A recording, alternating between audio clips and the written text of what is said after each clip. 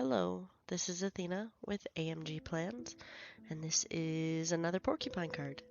This is the last Porcu-Pine card for this set of 3. Um, so I'm using Porcu-Pine for you.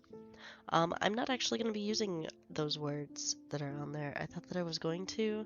I'm also using the grass die cuts and the the cloud stencil, and the pivot pop-up, which again is a new one for me and on here too. I think I've used it once to play with, and that was about it. So what I'm doing is measuring up all of the cardstock so that I could cut it.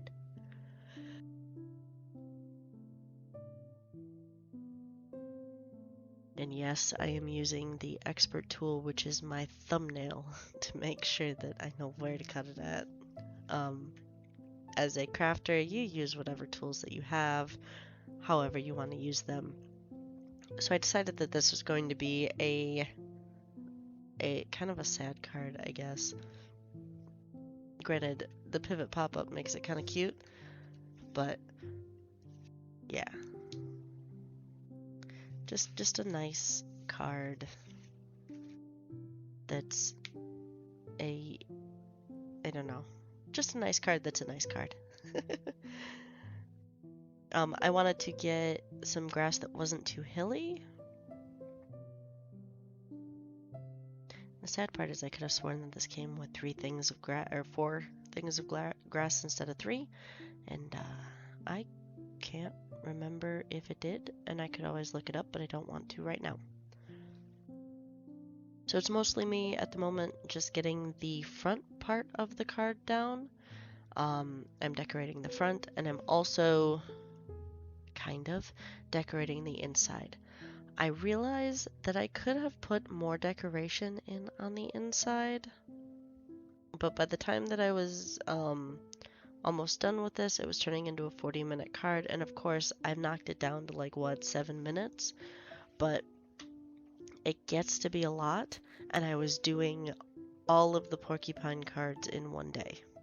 So it's a lot of creativity all at once, and it's my own fault because I have genetic procrastination, but here we are, and it's done, and I'm not going to fix it.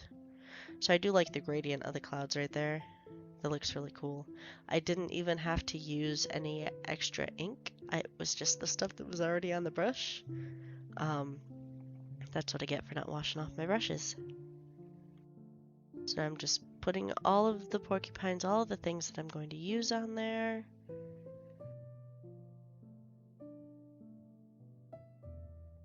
I also decided to add a random stump because why not? And then I realized that I had done that in the middle of the page, and oops, I should have probably done it closer to one side than the other. Then I'm coloring these so they are distinctly the same porcupine. There are 2 different porcupines, but the same thing, you know what I mean. Because there are 2 scenes. There's one on the outside, there's one on the inside. So the pivot pop-up is a really cool die because you open up the card and you get more card. It pops up. It's nifty. It was fairly easy to use. The folding, I had to actually stop and look at the folding instructions, and of course I forgot to edit it out now that I think about it. But yeah, the folding instructions were a little lost on me whenever I was trying to do this because there's in that big piece, there's one in the center and then there's an X. I couldn't remember how to do it, so I had to look it back up. So now I'm just cutting out everything.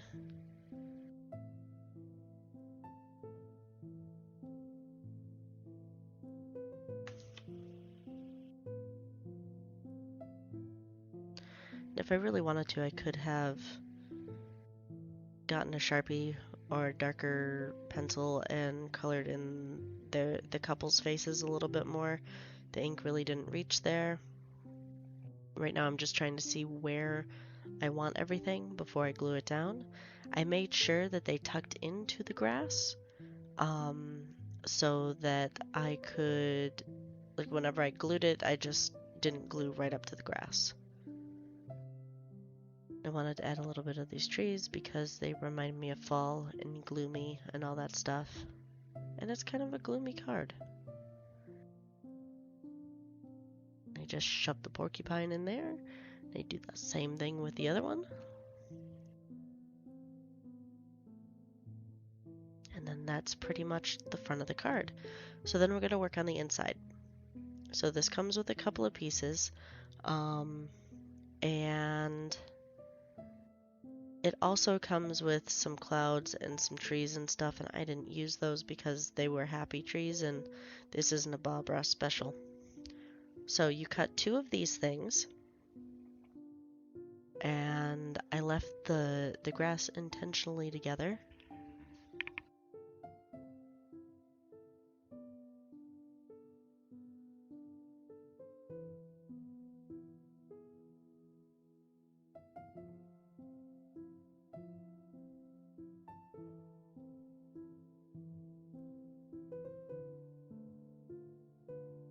Now that those 2 are cut,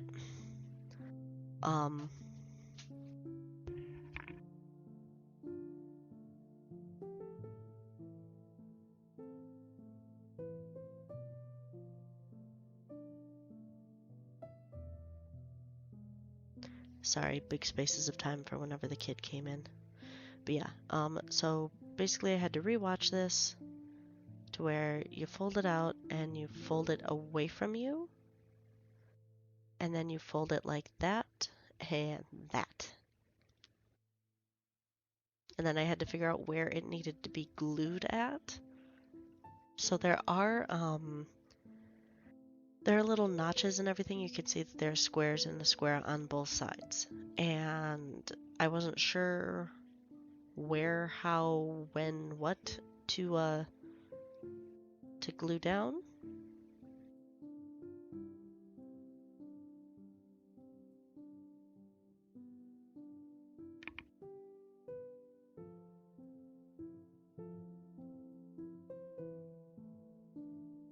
So these ones get heavily glued just because this is going into the crease of the card. Now really, I think that you would be able to put it farther on one side than the other if you wanted to. I haven't really tested it out, but you need to have it to where that hole and the crease are lined up. But I don't know if you could put it farther left or you could put it farther right. Again, not something that I've tested out, but it needs to be able to open up whenever you open up the card. And then you take off the thing and you make sure that it is glued to that side. So it's just holding it down and pressing it. As with any card, and then see, that's what it does.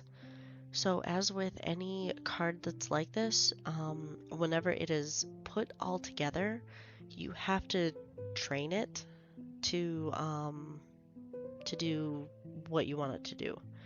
So with this, I like this because it is right in the middle.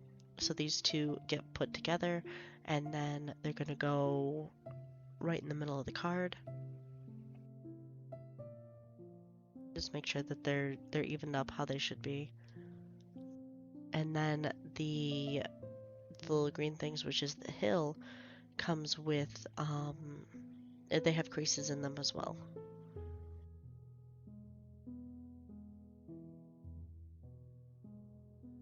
So you can bend those, and then those can go right on the bottom. So you can also do, if you didn't want to do those hills, I assume that you can do the grass and everything else. Just make sure that it bends properly. The only reason why we have these and we use them is because they're part of the die, therefore they're cut where they need to be. They didn't come out with anything else for an add to this, but you can do a lot more with it. So with this, again, just taking off the glue, making sure that it fits properly. I had a hair in between the glue and the paper. And Ta-da! So with this is where I had the problem because I wasn't sure where I needed to glue the things. There are little creases that are right there, but I needed to make sure that that's where it was supposed to go. This one needs to be really heavily glued too because that is how you do the thing. That's part of the thing that moves.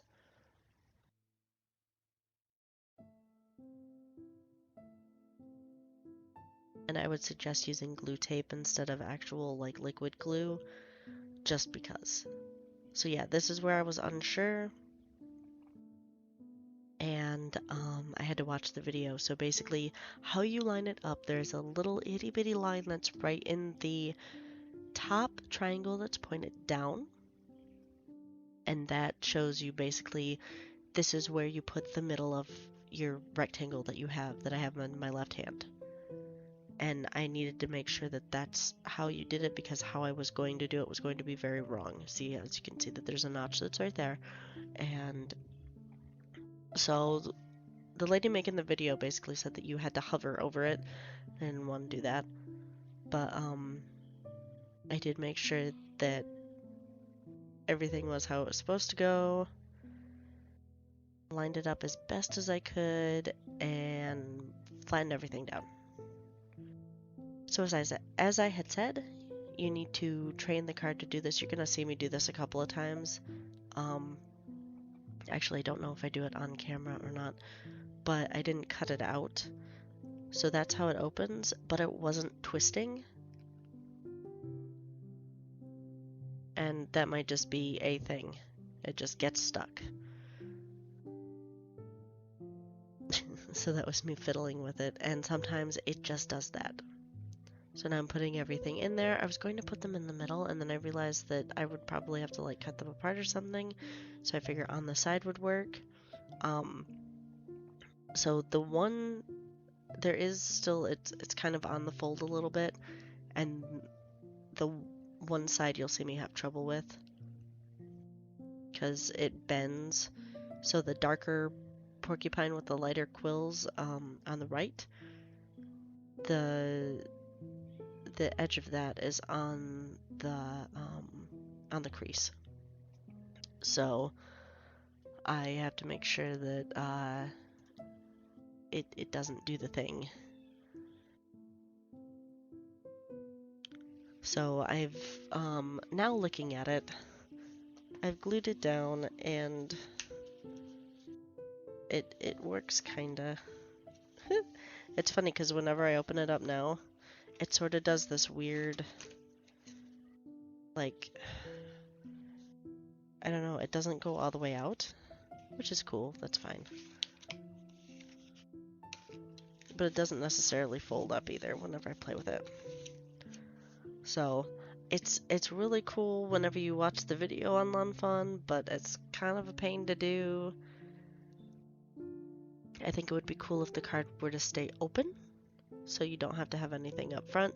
I also decided that I wasn't going to decorate the inside very much, so I wasn't going to do the top and the bottom of it, just in case, you know, somebody wanted to write something. But I did put sometimes life is prickly, and then on the inside I quill always be there for you. See, and now I do this and it folds just fine. But, whatever. So yes, it takes a little bit to open and close and open and close and open and close it. But yeah, it closes. It catches at the bottom every so often.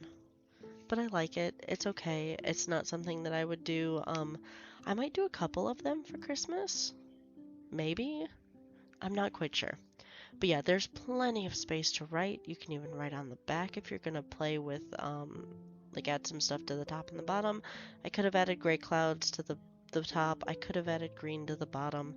I didn't think about it. As you can see, I'm extra gluing that down now.